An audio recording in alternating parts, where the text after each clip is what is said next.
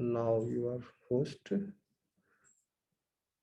ये स्टूडेंट्स का audio video दोनों ऑफ है या वो भी कनेक्टेड है? आप मैं अपना वीडियो ऑफ रखा हूं, मैं म्यूट कर लूंगा और बाकी का भी जो है म्यूट रखेंगे स्टूडेंट्स। अगर कोई अनम्यूट करता है, अगर नॉइज क्रिएट कर रहा है तो आप उसको म्यूट कर लीजिएगा। वैसे हम बोल भी देंगे कि बट सब एक्चुअली पता है। उसमें में क्या होगा ना, वन वे कम्युनिकेशन होगा, और अगर किसी को डाउट होता है या कुछ वो हाँ होता है देन वो दे पूछ विल नॉट बी एबल। हाँ वो पूछेंगे। उन लोगों को पता है, ये लोग हमारे ऑनलाइन क्लास पहले से कर रहे हैं। इनको जब डाउट होता है, जैसे आप एक टॉपिक से दूसरे टॉपिक पर जंप कीजिएगा तो वहां पॉज लेकर पूछ लीजिएगा कि बच्चों तुम्हें कहीं कोई डाउट है, तो वो अनम्यूट करके आपसे सवाल पूछ लेंगे। ओके ओके, मतलब दे आर अवेयर इनफ। हाँ हाँ वो कर रहे हैं, इनको आदत है। ठीक ठीक है स्टूडेंट्स, ठीक आवाज आ रही है आप लोगों को? Yes sir. यस सर, आ रही। सर का अभिनंदन, वेलकम कीजिए। Hi sir, good evening. Good evening, कैसे हो आप लोग? Good sir. Fine, how are you? We are good. आप लोग का समर वेकेशन स्टार्ट हो गया, इसको जितना फ्रूटफुल बना सकते हो बनाओ, जितना Yes, सीख sir. सकते हो उतना सीखो। Mayank sir is there, I am sure is very good person to guide you. तो स्टार्ट करें हम लोग? Yes sir. हाँ सर, स्टार्ट कीजिए सर। देखो हम आज सबसे पहले हमारा ये इंट्रोडक्टरी लेक्चर होने वाला है about union public service commission civil service examination, जिसको हम कॉमनली कहते हैं आईएएस। तो आज से कभी भी तुमसे सबसे पहले कोई ये पूछे कि आप किस एग्जामिनेशन की तैयारी करना चाहते हो, तो ये कभी मत कहना कि आईएएस। ऑलवेज से we are preparing for civil services examinations. Civil services examination India की जो, देखो सबसे पहले ना, जो हम गवर्नमेंट होती है, गवर्नमेंट चाहे वो स्टेट गवर्नमेंट हो चाहे सेंट्रल गवर्नमेंट हो, उसके तीन पार्ट होते हैं। एक होता है लेजिस्लेचर, दूसरा होता है एग्जीक्यूटिव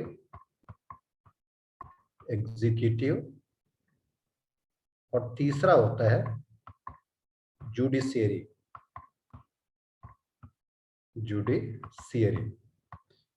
अब हिंदी में क्या बोलते हैं, मैं I am not very sure, शायद इसको विधानिका कहते हैं, विधायिका या विधानिका।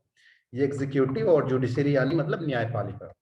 इसका देखो सबसे पहले जो कंसेप्ट ना, ये तीन पार्ट का जो कंसेप्ट है, एक थिंकर थे, उनका नाम था मॉन्टेस्क्यू। मॉन्टेस्क्यू ने कहा कि अगर हम किसी भी कंट्री को अच्छे से रूल करना चाहते हैं तो जरूरी है कि उसको, उस कंट्री को हम एक ह्यूमन बॉडी की तरह ट्रीट करें। जैसे सपोज ये है एक ह्यूमन बॉडी, उसमें हाथ होता है, hand, leg and this is mouth. तो कहा कि जो लेजिस्लेचर होगा वो इस माउथ का काम करेगा, यानी ये हमेशा रूल बनाएगा।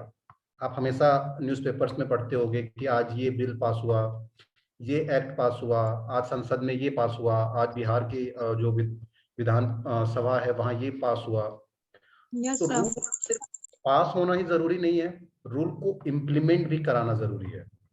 तो इम्प्लीमेंट करने का काम ये हाथ करता है, यानी कि एग्जीक्यूटिव। और जो लोग रूल सही से फॉलो ना करें उनको पनिशमेंट का काम जुडिशरी करता है।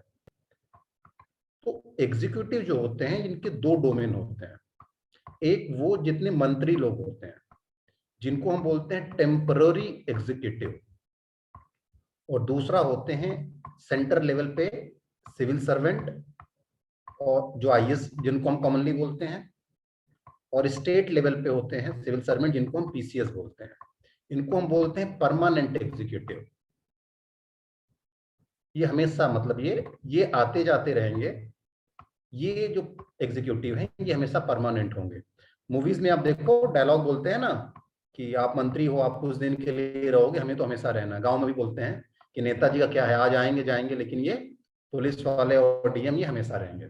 तो हमारा फोकस इस पे है, यानी हम जिस एग्जामिनेशन के लिए प्रिपरेशन करने जा रहे हैं या करना चाहते हैं, जो सीएससी है, उसके थ्रू ये परमानेंट एग्जीक्यूटिव जो हैं उनका सिलेक्शन होता है। स्टेट लेवल पे जो सिलेक्शन होता है वो जैसे यूपी में union public service, Uttar Pradesh public service commission कराता है, और बिहार में बिहार पब्लिक सर्विस कमीशन, ये स्टेट के एग्जीक्यूटिव हैं।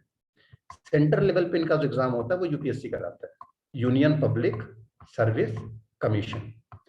तो union public service commission civil services examination कराता है। इस एग्जाम में जनरली टोटल 24 तरीके की पोस्ट होती है, यानी आप जब एक बार एग्जाम देते हो तो उसमें 24 पोस्ट होती हैं, जैसे आईएएस, जिसको हम बोलते हैं इंडियन एडमिनिस्ट्रेटिव सर्विसेज, उसके बाद होता है आईपीएस, इंडियन पुलिस सर्विसेज, उसमें है फिर आईएफएस, इंडियन फॉरेन सर्विसेज, फिर होता है इंडियन रेवेन्यू सर्विसेज। देखो जनरली हम क्या करते हैं कि हम इसको कहते हैं कि सबसे अच्छा सर्विसेज आईएएस है, उसके बाद आईपीएस है, बट ये ऐसा कहीं लिखा नहीं है कि ये सर्विसेज अच्छी हैं ये खराब हैं, ये हम डिसाइड करते हैं। तो इसमें से टोटल 3 सर्विसेज, इंडिया में टोटल 3 सर्विसेज हैं, वो ऑल इंडिया सर्विसेज होती हैं, जैसे कि आईएएस, आईपीएस और IFOS. This IFOS is Indian Forest Services. This is the administrative services, this is police services and this is forest services. इसका exam पहले अलग होता था फॉरेस्ट सर्विसेज का, बट अभी इसको भी क्या है ना कि सीएससी के थ्रू मर्ज कर दी हूँ। मैं आपको बाद में कभी और इस पर डिस्कस करेंगे फॉरेस्ट सर्विसेज के लिए स्पेशली। देखो इसमें रेवेन्यू सर्विसेज हो गए, इसमें डैनिक्स होते हैं, डैनिक्स, फिर डैन आईपीएस होता है, फिर इंडियन पोस्टल सर्विसेज होते हैं, फिर इंडियन टेलीकॉम सर्विसेज होते हैं। तो टोटल ऐसे जो हैं 24 सर्विसेज होती हैं। इन 24 सर्विसेज में से जो यूपीएससी एग्जाम कराता है, 2 सर्विसेज जो हैं वो आईएएस और आईपीएस, ये होती हैं ऑल इंडिया सर्विसेज, मतलब कैडर सिस्टम होता है इसमें। आपको एक बार एक स्टेट कहते हैं ना, आप आईएएस को बोलते हैं आप किस कैडर से हो, तो कहते हैं हम बिहार कैडर से हैं, हम यूपी कैडर से हैं। तो ये ऑल इंडिया सर्विसेज हैं, बाकी सब सेंट्रल सर्विसेज हैं, इसमें कैडर का चक्कर नहीं होता। मगर ये दो सर्विसेज हैं जिनका क्या होता है, कैडर सिस्टम होता है, और ये ऑल इंडिया सर्विसेज होती हैं। तो अभी मैंने आपको बताया कि एक एग्जाम होता है सिविल सर्विसेज एग्जामिनेशन, उस एक एग्जामिनेशन में टोटल 24 पोस्ट के लिए सिलेक्शन होता है, उसमें से सिर्फ एक पोस्ट आईएएस है। बट अगर कोई पूछता है कि किसकी तैयारी कर रहे हो, तो सब क्या बोलते हैं, आईएएस की तैयारी कर रहे हैं। तो नहीं, हम तैयारी कर रहे हैं, ठीक है, आईएएस अच्छी पोस्ट है, हर आदमी आईएएस बनना चाहता है, बट एग्जामिनेशन जो होता है सीएससी, हम तैयारी करते हैं सिविल सर्विसेज एग्जामिनेशन के। अब आपके मन में या एक कॉमन क्वेश्चन होता है कि why should we prepare for IAS, या why should one be a civil servant, मतलब आईएएस की तैयारी क्यों करनी चाहिए, सीएससी की तैयारी क्यों करनी चाहिए, हमें आईएएस या आईपीएस क्यों बनना है। देखो मैं एक प्रैक्टिकल चीज बताता हूँ कि सबसे जो इंपॉर्टेंट चीज होता है, आपको पावर मिलता है इस जॉब में। अब जब पावर मिलता है तो आप इससे एक इलेक्ट्रिसिटी बल्ब भी चला सकते हो, लोगों को लाइट दे सकते हो, और करंट दौड़ा के लोगों को जान से मार भी सकते हो। तो दिस इज योर चॉइस कि आपको करना क्या है, लाइट स्प्रेड करना है या लोगों का नुकसान करना है। अगर आप इस रास्ते में हो, ये काम करना चाहते हो, देन ये जॉब, सारी जॉब्स आपको इतनी अपॉर्चुनिटीज प्रोवाइड कराएंगे, इतना अच्छा प्लेटफॉर्म प्रोवाइड करेंगे कि आप लाइफ लॉन्ग उस चीज को एक्नॉलेज करोगे और बहुत कुछ चेंज करने का मौका मिलता है। आप कभी ये मत सोचो कि आईएएस मतलब डीएम ही, डीएम तो इनिशियल पोस्ट होती है जो एसडीएम के बाद उसको मिलते हैं, उसके बाद वो प्रमोट होकर सपोज सेक्रेटरी बन गया पंचायती राज में, व्यवस्था में, तो सोचो कि एक आदमी पूरी स्टेट की जो पंचायती राज व्यवस्था इतने अच्छे से रन करे, उसको कंट्रोल करता है। तो सोचो कि एक आदमी का जब इतना पावर है, एक पॉजिटिव वे में वो कितना चेंज कर सकता है। ऐसे ही एक टीएन सेशन साहब थे, उनको इलेक्शन कमिश्नर बनाया गया, वो भी सिविल सर्वेंट बैकग्राउंड से आते थे। उस एक आदमी ने पूरे इंडिया की इलेक्टोरल सिस्टम को ही चेंज कर दिया। ठीक है, तो सबसे पहले तो इस जॉब में आपको पावर मिलता है, वो पावर को अगर आप पॉजिटिव में कन्वर्ट करते हो तो फिर आपको मिलेगा इस जॉब से प्रेस्टीज। अगर आप पावर को पॉजिटिव वे में चैनलाइज करते हो तो आपको प्रेस्टीज मिलेगी। लोग आपको आपका जिक्र करेंगे, आपको घर में नहीं, जैसे घर में बोला जाएगा कि उनकी तरह बनो, तो आप एक खास आदमी बन जाओगे। और तीसरा, देखो ये इकलौती जॉब है जहां से हम सोसाइटी के सबसे निचले तबके में, हम आप सब सोसाइटी के निचले तबके में आते हैं, लोअर मिडिल क्लास, आप यहां से सडन जंप करोगे और इंडिया के टॉप के लोगों में आ जाओगे। ये सिर्फ एक एग्जामिनेशन है जिससे आप सीधे यहां से यहां जंप करते हो। तो जब ये इतना कुछ आपको दे रहा है तो ऑब्वियसली ये आपसे कुछ लेगा भी। क्या लेगा? एक रिगरस प्रिपरेशन। और ये प्रिपरेशन दिल को दहला देने वाली प्रिपरेशन होती है। दिल को दहला देने का मतलब ऐसा कुछ नहीं कि आपको मतलब जीना छोड़ देना होता है। आपको बहुत सिंसियर होना पड़ता है उस ड्यूरेशन के लिए, बहुत डेडिकेटिव होना होता है उस चीज के लिए, बहुत हार्डवर्किंग होना होता है, क्योंकि ये एग्जाम ये तीनों को टेस्ट करता है। और साथ ही साथ आपको बहुत पेशेंस चाहिए। इस एग्जाम के लिए सबसे जो क्रिटिकल चीज जो मैं मानता हूं वो है पेशेंस। आपको पेशेंस चाहिए। आप पहले अटेम्प्ट में नहीं होता है, दूसरा दीजिए, तीसरा दीजिए। ये मैं आपको इस पे इसलिए इतना फोकस कर रहा हूं क्योंकि आई रिमेम्बर मैंने 2016 में पहला अटेम्प्ट दिया था आईएएस का और मेरा प्रीलिम्स नहीं हुआ था। 2017 में दिया, मेरा प्रीलिम्स हुआ, मेंस नहीं हुआ।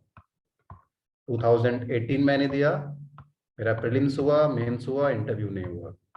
2019 प्रीलिम हुआ, मेंस नहीं हुआ। 20 प्रीलिम्स हुआ, मेंस नहीं हुआ। तो ओवरऑल मैं 4-5 मेंस लिख चुका हूं और एक इंटरव्यू दे चुका हूं।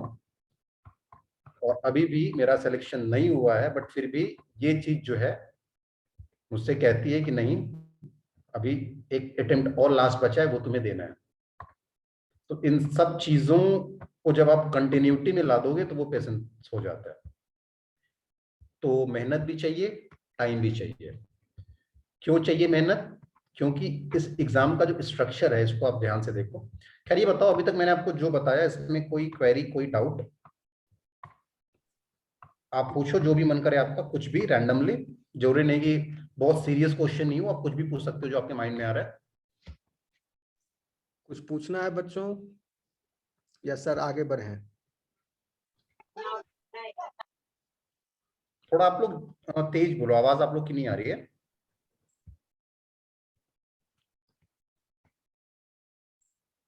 आवाज आ रही है आप लोगों तक? Yes. Yes. आगे बढ़े? Yes, sir. Proceed. ठीक है, तो देखो ये एग्जाम 3 स्टेज में होता है। प्रीलिम्स, जो कि जनरली जून के महीने में होता है, जनरली मई और जून। फिर होता है आपका मेंस, जो कि सितंबर अक्टूबर के महीने में होता है। और लास्ट है इंटरव्यू। सर आवाज नहीं आ रही है कुछ भी। अब आ रही है? Yes, sir. आवाज आ रही यस। तो देखो सबसे पहले होता है प्रीलिम्स, वो आपके जून महीने में होता है। फिर होता है मेंस, वो आपके सितंबर अक्टूबर में होता है। और फिर होता है इंटरव्यू, ये जनवरी मार्च के महीने में होता है। और इस एग्जाम की प्रिपरेशन आप स्टार्ट करते हो 1 साल पहले जून में।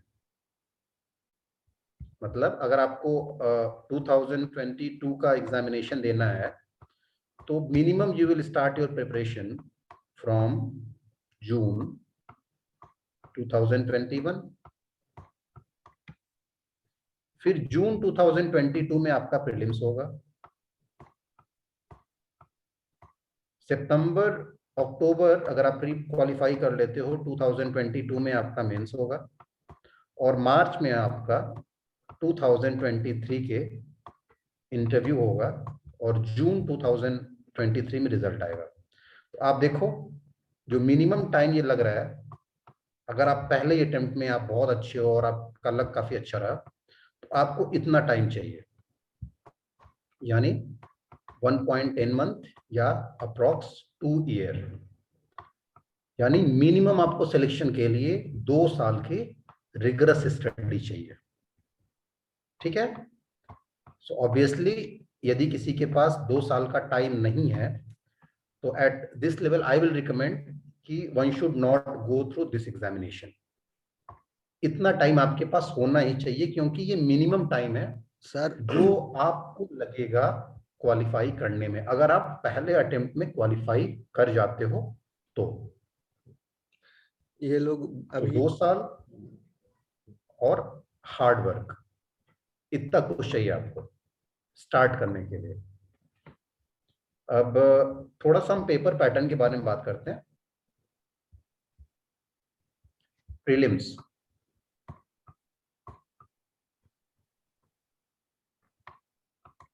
प्रीलिम्स टोटल आपका होता है GS1, ये 200 मार्क्स का होता है, और CSAT ये भी 200 मार्क्स का होता है। मगर जो मेरिट बनती है वो सिर्फ और सिर्फ इस पेपर के बेसिस पे बनती है। ये आपका क्वालिफाइंग होता है।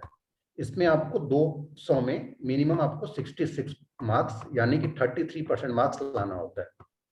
अगर आपका इतने मार्क्स नहीं आएंगे तो आपकी ये कॉपी चेक नहीं होगी। तो ये जस्ट क्वालिफाइंग नेचर का होता है, और ये आपका डिसाइड करता है कि मेरिट बनेगी ऑल इंडिया, और फिर अगर आप क्वालिफाई होते हो तो आप मेंस दोगे। जो पिछले 4-5 साल से जो ट्रेंड आ रहा है, वो 200 में अगर आप 105 से 110 के बीच में अगर आपके मार्क्स आते हैं जनरल कैटेगरी में, तो आप क्वालिफाई कर जाओगे।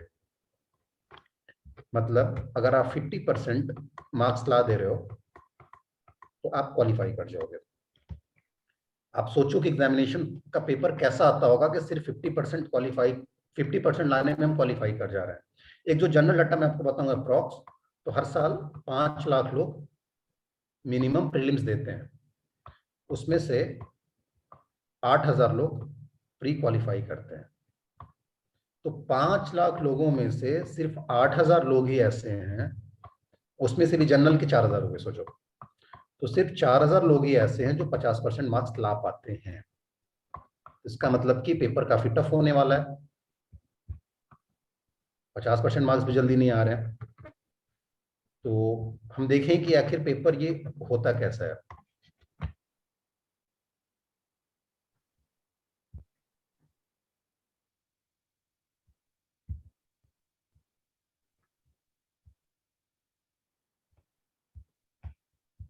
Just a sec.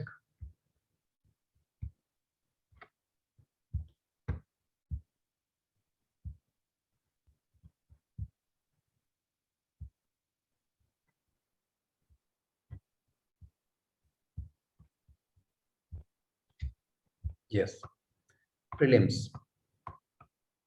जिसको एस्पिरेंट्स जो होते हैं, जो प्रिपरेशन वाले, उसको बोलते हैं PT का एग्जाम है, मतलब प्रीलिम टेस्ट। इसमें टोटल 100 क्वेश्चंस आएंगे। हर सही मार्क्स पे आपको, हर सही क्वेश्चन करने पे आपको 2 नंबर मिलते हैं, और हर गलत पे आपके 0.66 मार्क्स कट जाते हैं, यानी कि इसमें 1/3 नेगेटिव मार्किंग होती है। अब ये 100 क्वेश्चन किस किस चीज से आते हैं? हिस्ट्री, उसमें एंशिएंट हिस्ट्री होगा, मिडिवल हिस्ट्री होगा, और मॉडर्न हिस्ट्री होगा। ज्योग्राफी, जिसमें इंडियन ज्योग्राफी होगा, वर्ल्ड ज्योग्राफी होगा। पॉलिटी, इसमें हम इंडिया की पॉलिटी और कॉन्स्टिट्यूशन को पढ़ते हैं। Science and technology, environment sciences, economics, economics में भी Indian as well as world, और करंट अफेयर। करंट अफेयर हम जनरली पिछले एक साल में क्या क्या हुआ है उसकी स्टडी करते हैं। तो इन सारी टॉपिक्स पे आपके क्वेश्चंस आते हैं, ये प्रीलिम्स में, ठीक है। ये आपका पूरा प्रीलिम्स का सिलेबस है। इतना पढ़ के आपको अच्छे से 60 क्वेश्चंस अटेम्प्ट करने होते हैं 100 में। अगर आप 70 करते हो, 80 करते हो, 90 करते हो, 100 करते हो, it's up to your calibre, but generally if आप अच्छे से 60 क्वेश्चन करते हो जिसमें से 55 क्वेश्चन सही है, then you are in the list.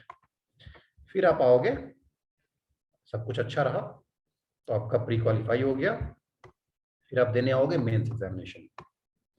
Mains में होता क्या क्या है, जीएस, ऑप्शनल और एसए प्लस लैंग्वेज।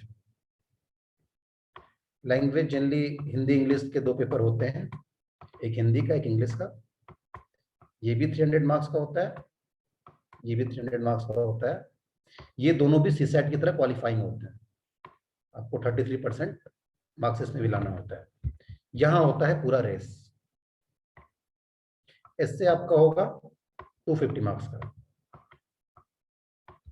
ऑप्शनल आपका होगा 500 मार्क्स का, जीएस आपका होगा 1000 मार्क्स का।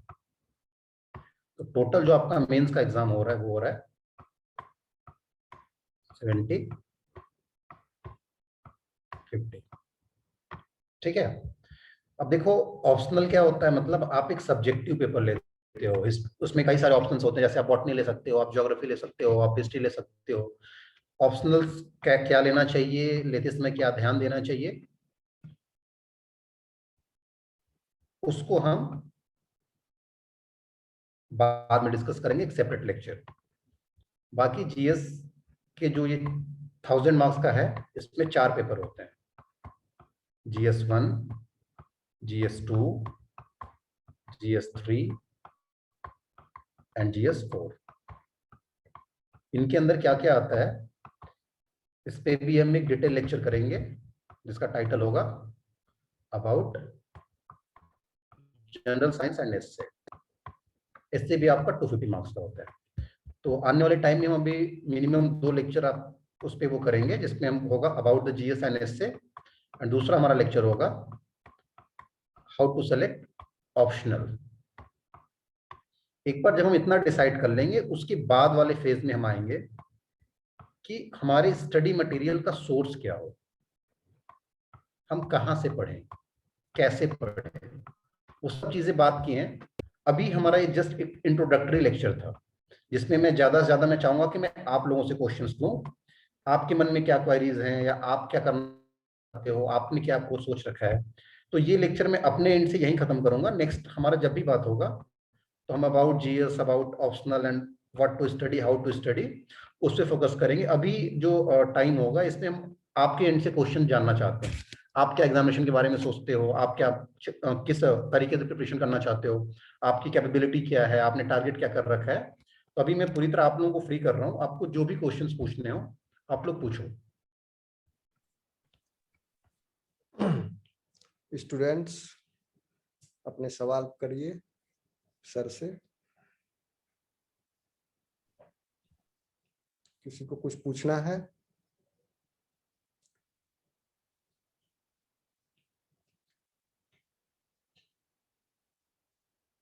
किसी के माइंड में कोई क्वेश्चन नहीं है? इतना सारा क्वेश्चन हो सकता है। पूछो कुछ भी, जो भी रैंडमली आपके मन में आ रहा है। इट्स नॉट लाइक कि बहुत सिंसियर क्वेश्चन नहीं हो, आप कुछ भी पूछ सकते हो जो भी माइंड में आपके आ रहा है एग्जामिनेशन को लेकर। क्वेश्चन पूछते समय ये कभी मत सोचो कि क्वेश्चन पूछेंगे तो हाँ, हम ये मत सोचो कि कोई क्या आएगा। जस्ट एक सेकेंड सर, मैं इलेक्ट्रिसिटी ऑन करके आ रहा हूँ, ये चार्ज नहीं हो रहा है। हाँ हाँ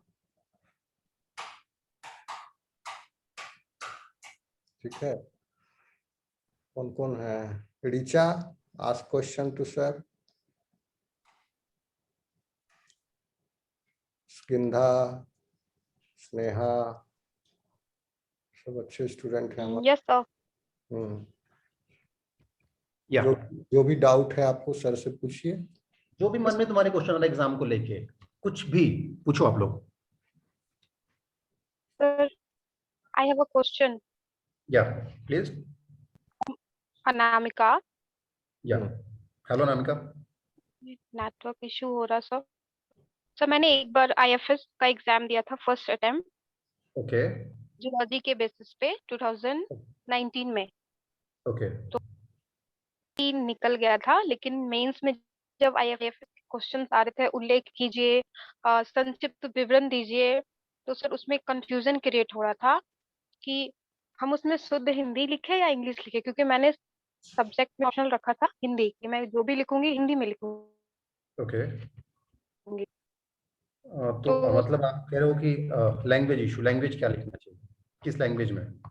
देखो उन्होंने वो हिंदी में भी पढ़ते हैं, इंग्लिश में भी पढ़ते हैं, तो it's up to your comfort. मगर जिसमें भी लिखो पूरा लिखो, हिंदी लिखो या इंग्लिश लिखो, इंग्लिश मत लिखो। कुछ चीजें हिंदी में हम लिखेंगे, कुछ चीजें इंग्लिश में लिखेंगे।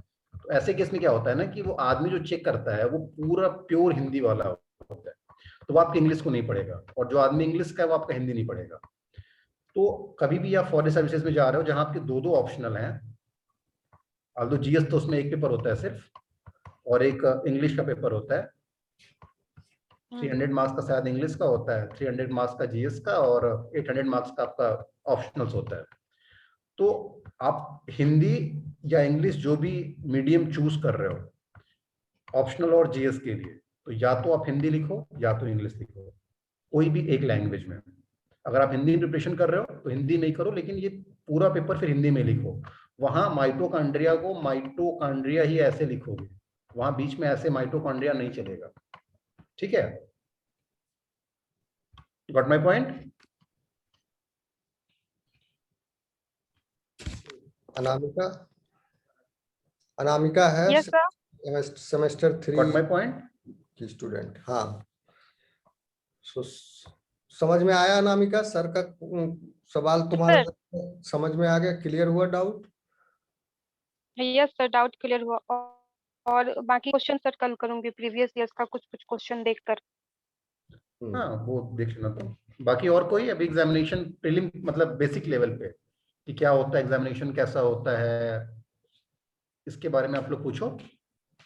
देखो ये सब फोरम पे ना जितना ज्यादा इंटरेक्टिव रहोगे तुम लोग, जितने क्वेश्चंस पूछोगे, जितना मेरे से पूछोगे, जितना मैं बता पाऊंगा, आप लोग जितना इन्वॉल्व होंगे उतना ही फ्रूटफुल होगा।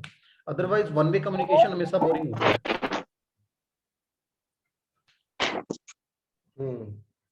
लकी कुछ पूछना चाहती हो?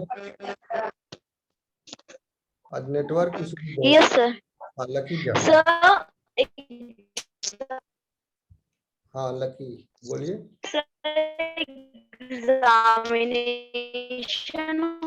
हॉल में जैसे हम लोग देख आप टाइप एग्जामिनेशन नॉट हॉल में हम ऑडिबल, लोग देखते हैं कि आवाज नहीं आ रही क्वेश्चन जो होता है जो इजी लगता है वो पहले लिखते हैं, पर हम लोग हाँ। को ये टाइप करके भेज दो केसरी। आवाज आपकी सही से नहीं आ रही है। ये कहना चाह रही शायद। Sorry sir, I have network issue.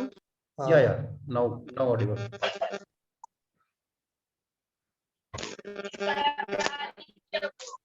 आवाज ही नहीं आ रही।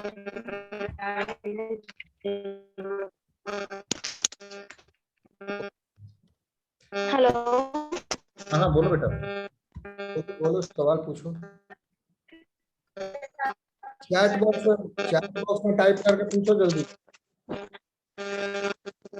will end in 2 minutes। आवाज आ रहा है लकी? आप टाइप करके पूछिए चैट बॉक्स में। ओके। तब तक बाकी लोग, आप लोग को कोई क्वेरी हो? बाकी किसी को कुछ पूछना है तो पूछो, नहीं तो अब एंड करेंगे सर।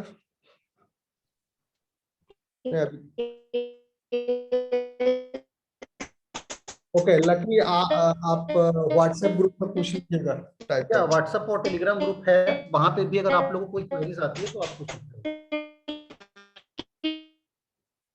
ठीक है सर, अब एंड कर सकते हैं।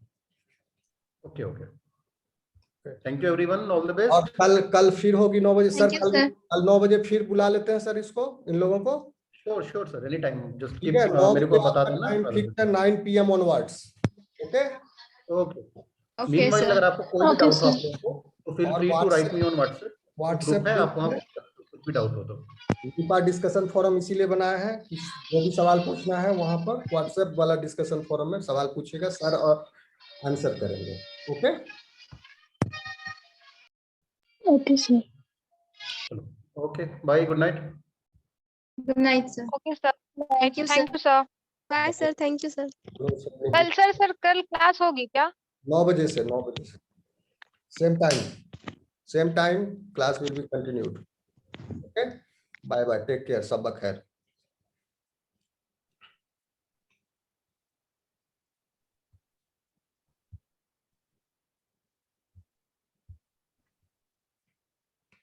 ठीक है सर, अब मीटिंग को एंड करें। Yes sir. Okay sir.